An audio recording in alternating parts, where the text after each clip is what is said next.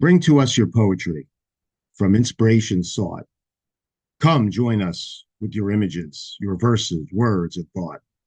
From here, we'll share your balladry with those who do not know it.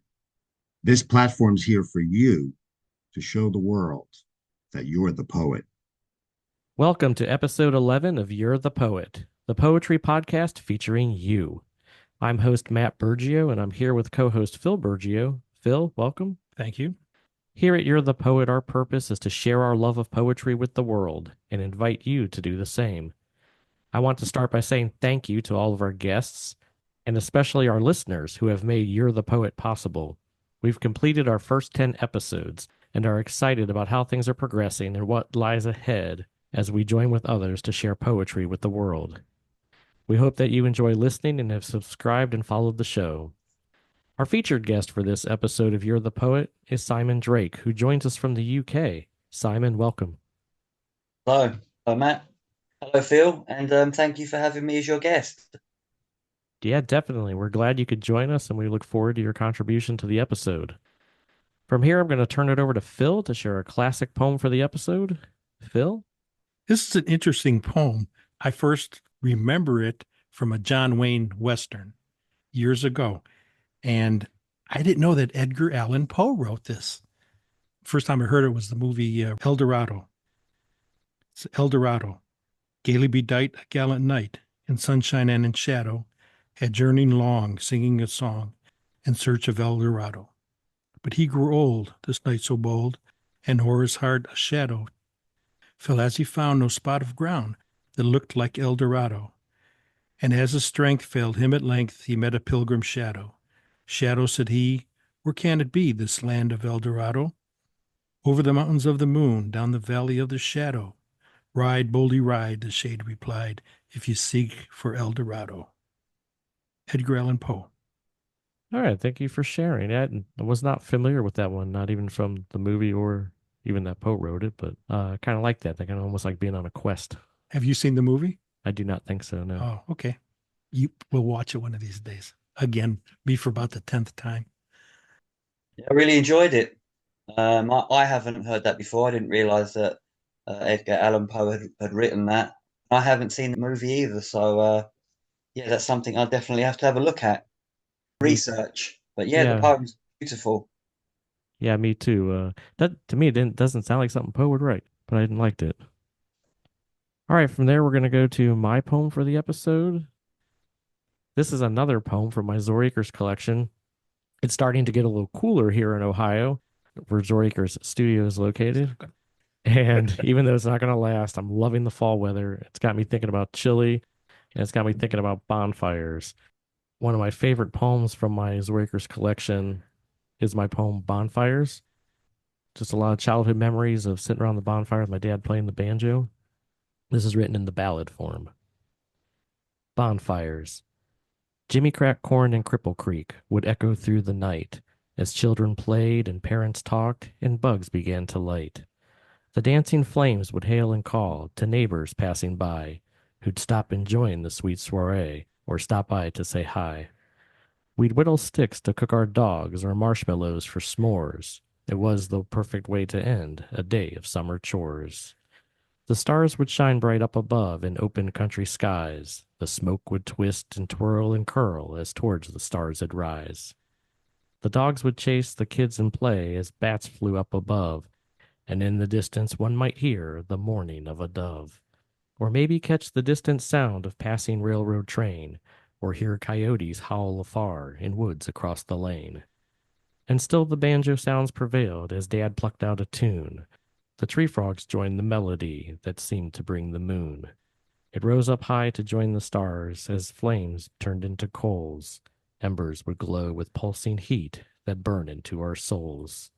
All too soon the fun would end as off to bed we'd be, but ever would those nights remain my favorite memory. Matthew Bergio. That's my poem Bonfires. I remember those days. Definitely some of my favorite memories. That's a lovely poem. I love the line, the stars would shine bright up above open country skies. I can imagine that. Yeah, it has a real sense of family and community. and special memories made. Really beautiful. Thank you. Yeah, definitely. It's kind of encapsulated the whole thing. You know, we'd have neighbors stopping by sometimes when we had a fire going if they saw it happening in the front yard. I think nowadays the township and things are a little stricter about open fires, but back then it was something that was more kind of a sense of community. You know, neighbors would stop by, we'd have fun, kids would run around, play, chase lightning bugs, all that stuff. Yeah, at that time it was really rural. The suburbs are creeping up on us here. Okay, with that, I'm going to turn it back over to Phil to share his poem for the episode. Okay, this is I wouldn't call it a silly poem, but it's based like on a Dr. Seuss type rhythm. I actually named it for Sam and the cat. I like my beer, I really do. I do enjoy the foamy brew. I drank it in my home. I'll also drink it when I roam. I have had it in many bars, but never when I'm driving cars. I've even had it at the zoo, but never sipped it from a shoe. I drank it a bit in France, in Belgium, in Holland, and in the English manse, in states throughout our fine land, from the Pacific to the Atlantic sand. I really enjoy the hobby brew. I like my beer. I really do. Philip Bergia. All right, thank you for sharing. I do remember from episode 4 us talking about the Dr. Seuss poems, especially the way Mark's poems sounded. I think you definitely captured some of that there, and of course, I love the brew, the beer concept. And Simon, I've had beer in London last year. Okay. What was it like? Did you enjoy the beer in London? Oh, yeah. Oh, definitely. Two different places. Well, more than two different places, but two pubs. One was sort of like a fancier pub. The other one was like a hole in the wall pub. The beer was Okay. good. People were friendly. We were there for the coronation, not for the, well, it just happened to go on when we were there. And I tell people I was at the coronation. I was 500 feet in the air, across the river, looking down at Westminster Abbey when he was coronated. Yeah. So, yeah, I was there. I really like London. What part of England are you from? I am from London. Oh, okay. Yes, that's I, yeah, East London. I am East London born and bred, so I okay. know what you're talking about. Yeah, Um, we did all the touristy things up in the big Ferris wheel thingy. okay, London Eye. London Eye, right. On the Thames, we took a little cruise.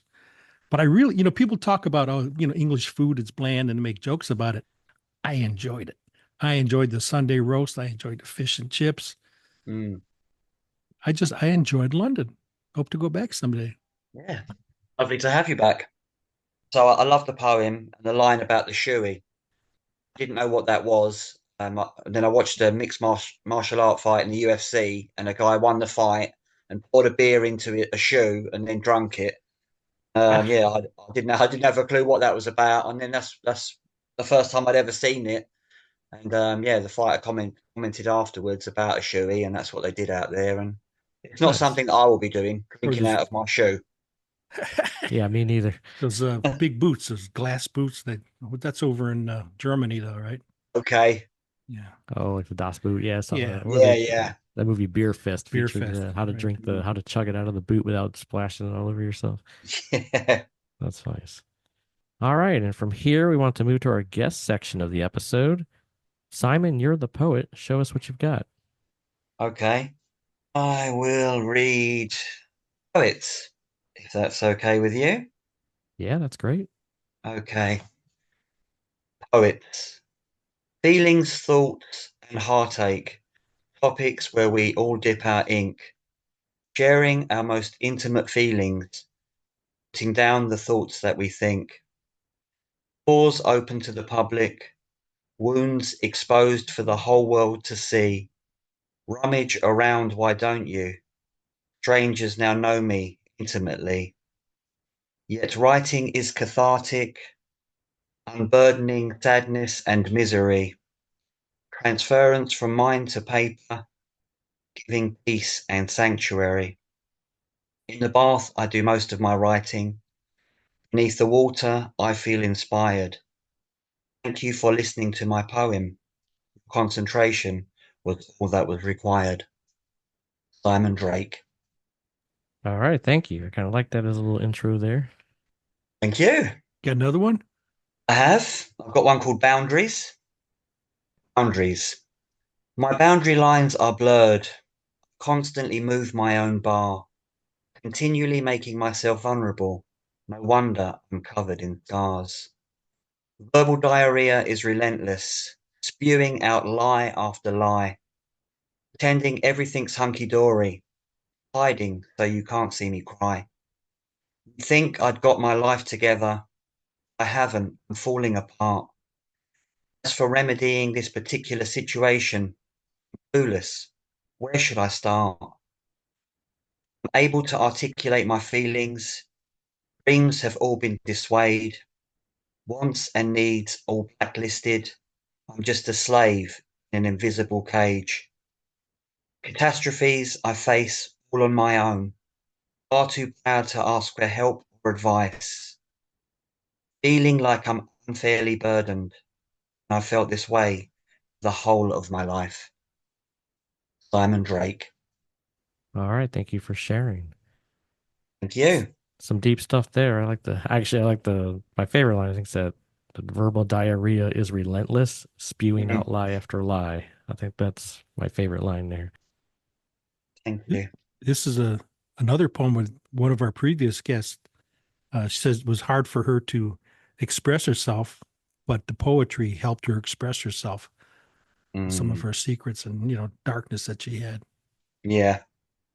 Well, I was mindful of what to share and what to put out for you because I have got some, some really deep emotional poetry. I wasn't sure if that would be okay to put out there. It'd probably be okay. Like I said, when I tell people we do, I don't want to say censorship, but it's more on the vulgar and like the sexual side, Okay. But we deep emotions, that's important to poetry. I think we all have things to express. Okay. Well, I've got one for you if you want to read it. Well, the thing is, you can choose, can't you, if you want to put it out there or not. But I have one for you if you want to hear it. Sure. Called Oh, Little Boy. okay. A childhood filled with trauma. He knew nothing else. Too young to talk and process, so he kept it to himself.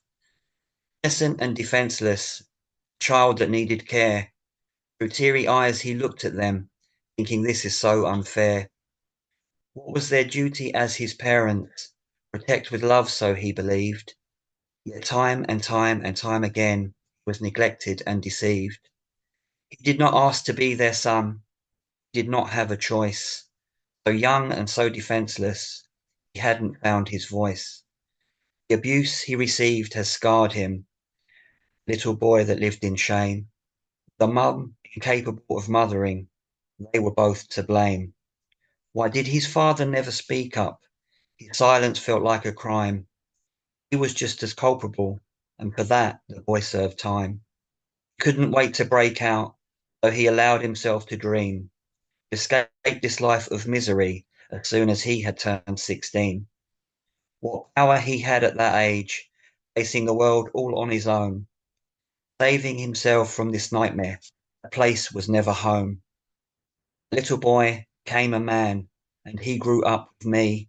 When I look deep into his eyes, strength is what I see. I will love and protect him, give him the support he needs. I'm very, very proud of him because that little boy is me. Simon Drake. That was good. Excellent. Actually, that was. Thank you for sharing that. No, that is definitely appropriate, and I'm glad you shared that you could open up and share that. Thank you. There was something in there early on that struck me. And I can't remember the line, but yeah, thank you for sharing. I'd like to give that another listen when we do the review here, or when the episode is out. But thank you. You're welcome. Thank you for letting me share these poems. That's what we're here for. Definitely. That's why we wanted to do this. I can't remember. Is there anything else you want to plug? Do you have any other? I can't remember if you said I think you said you had a workout there. Or... Yeah, I've got a book out which is available on Amazon, called Triggers, a Student Counselor's Poetic Journey, which I started when I was training to be a counsellor. Okay. We had a guest speaker in January 2022, and they read a poem out called Lost Child, and they asked students there to see if they could get creative. And I wrote a poem, and I haven't been able to stop writing poetry since. It's been absolutely relentless. And yeah, I got a book out. I put it out last year. Poetry has just afforded me so many opportunities to do so many different things. It's been an amazing ride for 2 years, meeting people like yourselves. The spoken word scene in London is thriving. Be able to go out and perform your poetry live. Yeah, it's amazing. And to see other poets out there brave enough to share their experiences poetically, I mean, it's an amazing thing to see. It's really powerful. Yeah, I really enjoy it. Yeah, we talked about how a lot of poets are introverts, and sometimes it's hard for them to come onto something like this or to go do the spoken word live, like at a poetry reading. Yeah. Our thing was to kind of offer that opportunity for people. Come on, share your voice and share your poetry with the world. Simon, what's the name of your book again? The name of my book is Triggers, a student counselor's poetic journey. And as I said, you can get it on Amazon. Okay, I'll have to check that Good, out. good. Did you have another poem you wanted to share? Yeah, I mean, that poem I was talking about. So that workshop, I walked off, sat down, and this was the poem really that started all of this off. It's called Lost Child. I couldn't find my inner child, called, but he never came. Perhaps if we'd had a better time back then, he would show his face again. I called and called, I lost my voice, broken, I couldn't cope. I felt so lonely, so heartbroken, I had given up all hope. A reassuring voice I heard said, I've never left your side. Be where you are today fills me with so much pride. I turned to look, and there I was, the child from so long ago. Said, the time for sadness has passed, my friend, and I love you more than you will ever know. Simon Drake. All right, thank you for sharing. You said that was the poem that started your book? Yes, it was. Yeah. Oh, good start. Yeah, I like that. Thank you. Would you like to share the mind? Yeah, of course. Yeah, You ready? yeah.